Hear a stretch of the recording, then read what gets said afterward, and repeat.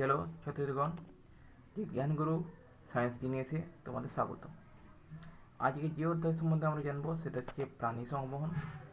আর প্রাণী সংবহনের যে বিষয় সম্বন্ধে জানবো সেটি হচ্ছে রক্ততঞ্চন। রক্ততঞ্চন আমাদের শরীরের একটি গুরুত্বপূর্ণ বিষয়। যখন কোনো স্থানে কেটে যায়, কোনো ক্ষত সৃষ্টি হয়, তখন কী দেখা যায় সেখান থেকে রক্তপাত শুরু হয়। আর এই রক্তপাত অনবরতকাল যদি চলতে থাকে তাহলে কিন্তু যে রোগীর রক্তপাত হয় তার কিন্তু মৃত্যু পর্যন্ত ঘটতে পারে। কিন্তু কি দেখা যায়, যে যে ক্ষতস্থান সৃষ্টি হয় সেখানে অণুচক্রিকা, ক্যালসিয়াম আয়ন ও অন্য রক্ত তঞ্চনকারী ফ্যাক্টরের সাহায্যে রক্ত সেখানে জমাট বেঁধে যায়, রক্তমণ্ড সৃষ্টি হয়। তার ফলে রক্ত কিন্তু তঞ্চিত হয়, অর্থাৎ রক্তপাত কিন্তু বন্ধ হয়ে যায়। আর এই প্রক্রিয়াগুলো হচ্ছে রক্ততঞ্চন। আর এই প্রক্রিয়া সম্বন্ধে আমরা আজকে আলোচনা করব। রক্ততঞ্চনের মূলত তিনটি ধাপ। রক্তবাহের সংকোচন, যেখানে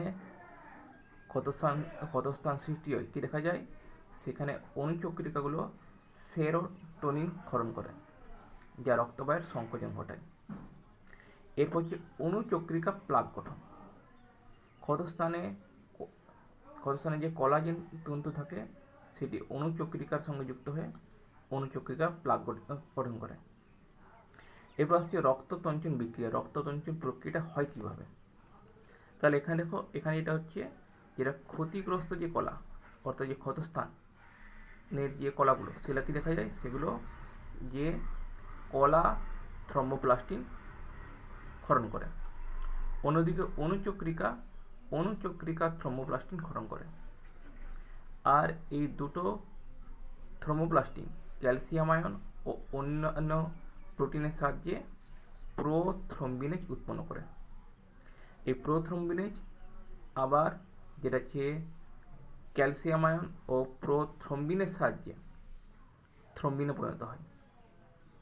থ্রম্বিন আবার ফাইব্রিনোজেন নামক যে তন্তু থাকে তাকে কী করে, তাকে ক্যালসিয়াম আয়নের সাহায্যে ফাইব্রিনে পরিণত করে। এই ফাইব্রিন মনোমার তৈরি হয়, অর্থাৎ একটি অণু। এরপর অনেকগুলো ফাইব্রিন মনোমার পরস্পর যুক্ত হয়ে ফাইব্রিন পলিমার তৈরি হয়। আর এই ফাইব্রিন পলিমার জালকের মতো অংশ তৈরি করে। যে জালকের মতো অংশে কী দেখা যায়, রক্তগুলো কিন্তু আটকে যায়, অর্থাৎ রক্ত জমাট বেঁধে যায় বা রক্ততঞ্চন ঘটে। এবার দেখি রক্ততঞ্চন ফ্যাক্টর। রক্ততঞ্চন ফ্যাক্টর কী কাজ করে? প্রথমে ফাইব্রিনোজেন। এখানে দেখতে পারি যেমন ফাইব্রিনোজেনটা কী কাজ করছে, সেটি থ্রম্বিনকে ক্যালসিয়ামের সাহায্যে ফাইব্রিনে পরিণত করে, যেটার কাজ। দ্বিতীয় হচ্ছে প্রোথ্রম্বিন। প্রোথ্রম্বিন কী করছে, প্রোথ্রম্বিনেজকে ক্যালসিয়ামের সাহায্যে থ্রম্বিনে পরিণত করে, যেটা হচ্ছে প্রোথ্রম্বিনের কাজ। অর্থাৎ এই দুটি কাজ করছে উৎসেচক রূপে।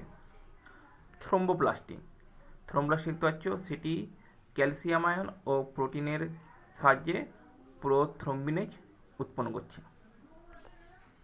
আর ক্যালসিয়াম আয়নের কাজ দেখো, অনেকগুলো ক্ষেত্রে গুরুত্বপূর্ণ। থ্রম্বোপ্লাস্টিনকে প্রোথ্রম্বিনেজে পরিণত করা, প্রোথ্রম্বিনকে থ্রম্বিনে পরিণত করা, আবার যেটা হচ্ছে ফাইব্রিনোজেনকে ফাইব্রিনে পরিণত করা। এই সমস্ত কাজই কিন্তু ক্যালসিয়াম আয়ন দ্বারা সংগঠিত হয়। এবার দেখো রক্ততঞ্চনের তাৎপর্য কী, যে রক্ততঞ্চনের যে উপকারিতা কী, কী কারণে দরকার সেটি। প্রথম, রক্তক্ষয় রোধ। আগে বলেছি যে যদি কোনো জায়গায় যদি রক্ততঞ্চন হয় তাহলে কিন্তু সেটা আমাদের শরীরের পক্ষে কিন্তু অত্যন্ত উপকারী। তাই রক্তক্ষয় রোধ করা এটা কিন্তু একটা এর গুরুত্বপূর্ণ ভূমিকা। দ্বিতীয়, রক্তপাত মৃত্যু। যদি রক্ততঞ্চন যদি না ঘটে তাহলে সেখানে কিন্তু অনবরত রক্তপাত ঘটবে এবং রোগীর মৃত্যু পর্যন্ত করতে পারে, সেটা আগে বলা হয়েছে। তাই রক্তপাত দিয়ে বন্ধ করা আর মৃত্যুর হাত থেকে বাঁচানো কিন্তু রক্ততঞ্চনের তাৎপর্য। রোগ সংক্রমণ প্রতিরোধ। যদি কোনো জায়গায় যদি রক্ত যদি ক্ষরণ ঘটে তাহলে সেই রক্তের সঙ্গে ব্যাকটেরিয়া ও অন্যান্য জীবাণু প্রবেশ করে রোগ সংক্রমণ ঘটাতে কিন্তু পারে, যেটি রক্তসঞ্চালনের জন্য প্রতিরোধ করা যায়। চতুর্থ হচ্ছে রোগের লক্ষণ। রক্তসঞ্চন যদি কোনো কারণে যদি কোনো ব্যক্তির দেহে না ঘটে বা অত্যন্ত যদি দেরিতে ঘটে, তাহলে বোঝা যায় যে সেই ব্যক্তির শরীরে ডায়াবেটিস বা ক্যান্সার বা হিমোফিলিয়া নামক রোগ কিন্তু আসতে পারে। তাই এই রক্তসঞ্চনের সাহায্যে কিন্তু রোগের লক্ষণও কিন্তু প্রকাশিত হয়। এবার আমরা আলোচনা করছি মানব হৃৎপিণ্ডের আভ্যন্তরীণ গঠন সম্বন্ধে। হৃৎপিণ্ড আমাদের শরীরে একটি খুবই গুরুত্বপূর্ণ অঙ্গ। এটির কাজ হচ্ছে অনেকটা বলতে পাম্পের মতো, যেটি সারা দেহে রক্তকে ছড়িয়ে দিতে সাহায্য করে। তাহলে কি হৃৎপিণ্ডের গঠন কী রূপে? হৃৎপিণ্ডে দেখো, হৃৎপিণ্ডের প্রথমে যে এখানে যেটা আছে সেখানে কিন্তু এখানে কিন্তু 4টি প্রকোষ্ঠ হৃৎপিণ্ডে থাকে, যেগুলো গুরুত্বপূর্ণ। একটা হচ্ছে বাম অলিন্দ, যে বাম দিকে দেখতে পারো বাম অলিন্দ, ডান দিকে হচ্ছে ডান অলিন্দ, আর বাম নিলয় আর ডান নিলয়। উপরের দুটি প্রকোষ্ঠ হচ্ছে দুটি অলিন্দ, আর নিচে দুটি প্রকোষ্ঠ হচ্ছে দুটি নিলয়। এই অলিন্দ দুটির মাঝখানে থাকে আন্তঃঅলিন্দ প্রাচীর, আর নিলয় দুটির মাঝখানে থাকে আন্তঃনিলয় প্রাচীর। এরপর এদের সঙ্গে এই অলিন্দ আর নিলয়ের সঙ্গে কিন্তু অনেকগুলো রক্তবাহ যুক্ত থাকে, যেগুলো গুরুত্বপূর্ণ। যেমন দেখতে পারো, যেটা হচ্ছে বাম অলিন্দ। বাম অলিন্দের সঙ্গে কী যুক্ত থাকে? বাম অলিন্দের সঙ্গে যুক্ত থাকছে ফুসফুসীয় শিরা। আবার যেটা হচ্ছে বাম নিলয়, তার সঙ্গে যুক্ত থাকে মহাধমনী। ডান অলিন্দের সঙ্গে যুক্ত থাকে মহাশিরা, ঊর্ধ্ব মহাশিরা, নিম্ন মহাশিরা দেখতে পাচ্ছ। আর ডান নিলয়ের সঙ্গে যুক্ত থাকে ফুসফুসীয় ধমনী। এছাড়াও এই অলিন্দ আর নিলয়ের মাঝখানে নানা রকম কিন্তু কপাটিকা যুক্ত থাকে। যেমন বাম অলিন্দ আর বাম নিলয়ের মাঝখানে থাকে দ্বিপত্রক কপাটিকা। একেবারে ডান অলিন্দ আর ডান নিলয়ের মাঝখানে থাকে ত্রিপত্রক কপাটিকা। আবার যেটা হচ্ছে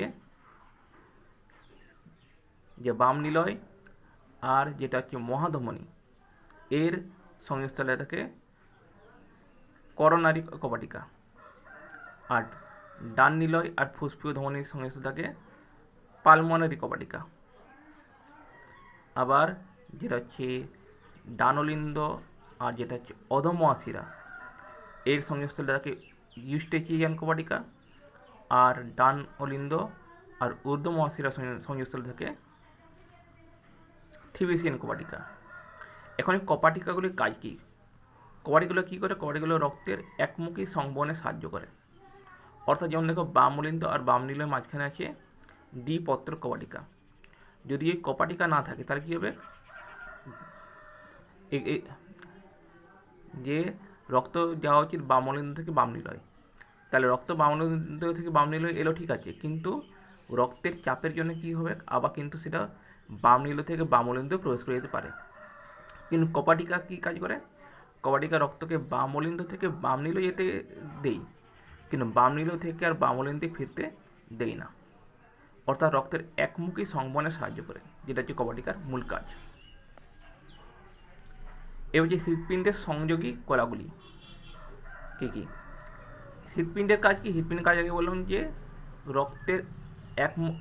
রক্তকে সারা দেহে ছড়িয়ে দেওয়া। এখন রক্তকে সারা দেহে যখন ছড়িয়ে দিচ্ছে হৃৎপিণ্ড, সেখানে কিন্তু হৃৎপিণ্ডের মধ্যে স্পন্দন সৃষ্টি হচ্ছে খুবই গুরুত্বপূর্ণ। তাহলে এই স্পন্দন সৃষ্টির কাজগুলো করে হৃৎপিণ্ডের মধ্যে নানা রকম সংযোগী কলাগুলো। যেমন হচ্ছে এসএ নোড। এসএ নোড,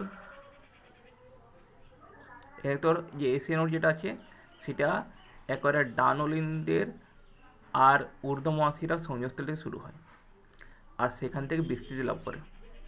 এটি যে স্পন্দনের হার হচ্ছে প্রতি মিনিটে 72 বার।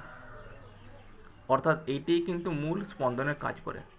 তাই এটাকে হৃৎপিণ্ডের বা আমাদের যে পেস মেকার বলা এটাকে।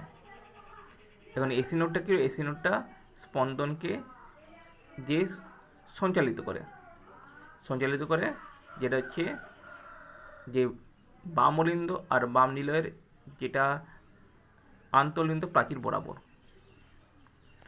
এরপর আসছে এসি নোডের পর যেটা হচ্ছে আন্তঃনোড তন্তু।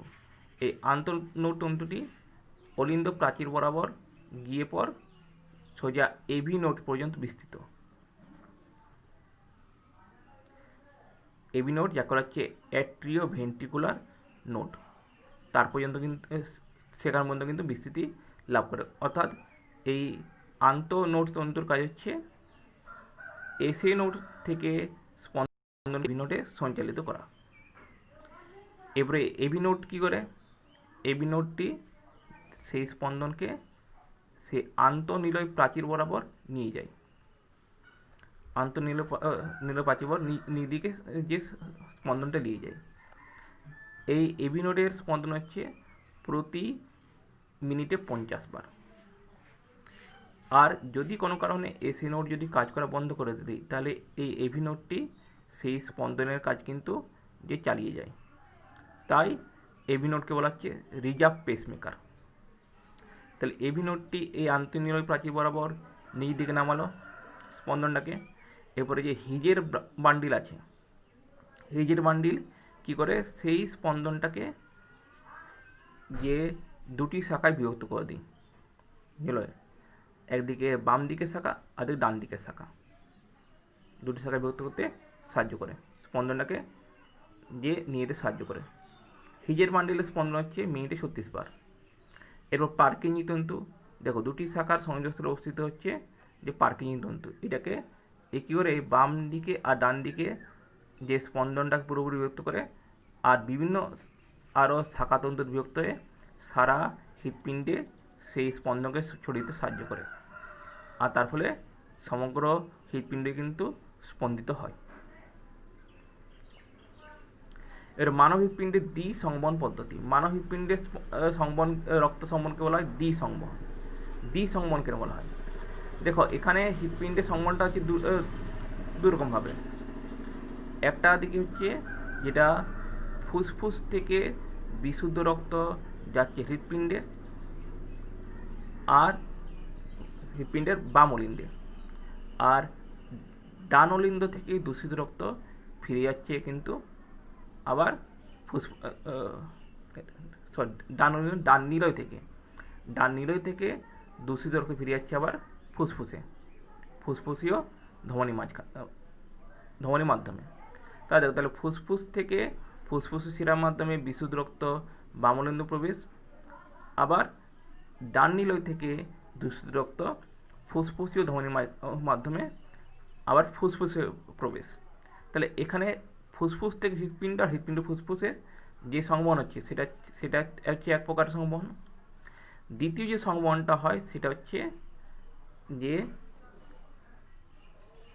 হৃৎপিণ্ড থেকে ধমনী আর শিরা, যেমন শিরার মাধ্যমে রক্ত সারা দেহে ছড়িয়ে পড়া, আর সারা দেহ থেকে আবার রক্তে ফিরে আসা।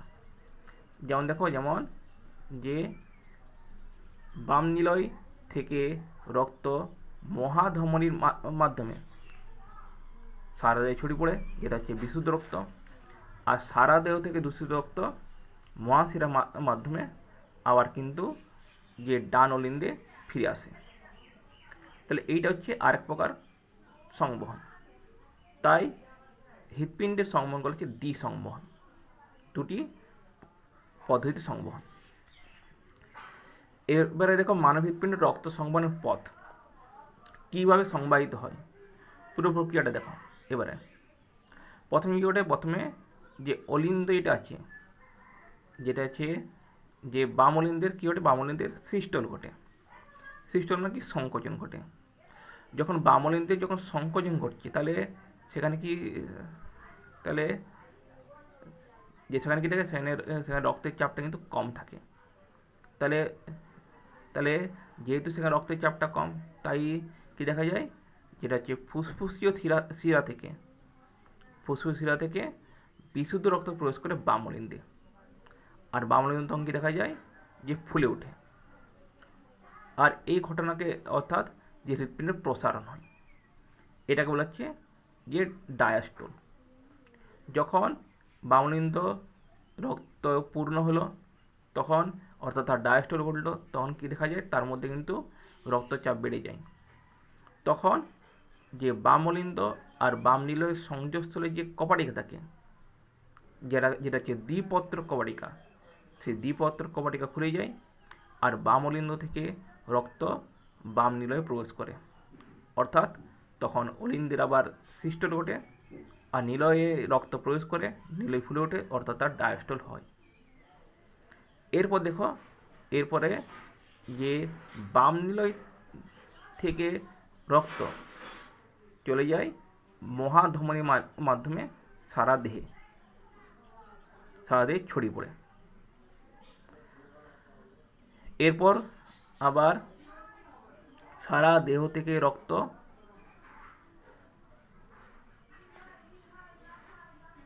যে দূষিত রক্ত সেটা ডানোলিন্দে প্রবেশ করে, অর্থাৎ ডানোলিন্দে তখন ডায়াস্টোল ঘটে। যখন অলিন্দের ডায়াস্টোল তখন নিলয়ের সিস্টল, অর্থাৎ ডান নিলয় তখন সিস্টল ঘটে। অর্থাৎ ডান নিলয়ে রক্তের চাপ কম থাকে আর ডানোলিন্দে রক্তের চাপ বেশি থাকে। তাই ডানোলিন্দ আর ডান নিলয়ের মাঝখানে যে কপাটিকা থাকে, ত্রিপত্তর কপাটিকা, সেটি খুলে যায়। সেটি খুলে গিয়ে রক্ত ডান অলিন্দ থেকে ডান নিলয়ে প্রবেশ করে। আবার সেই ডান নিলয় থেকে রক্ত, যেটা হচ্ছে ফুসফুসীয় ধমনির মাধ্যমে ফুসফুসে প্রবেশ করে। আর এইভাবেই এই রক্ত সংবহন চলতে থাকে। তাইলে এইটাই হলো প্রাণী সংবহন সম্বন্ধে আলোচনা। যদি ভিডিওটি ভালো লাগে থাকে তাহলে লাইক করবে, শেয়ার করবে, সাবস্ক্রাইব করবে। আর যদি কিছু প্রশ্ন থাকে, কিছু পরামর্শ থাকে, তাহলে অবশ্যই কমেন্ট বক্সে কমেন্ট করে জানাবে। জ্ঞানগুরু সায়েন্স জিনিয়াসে আগে এতটাই। নমস্কার।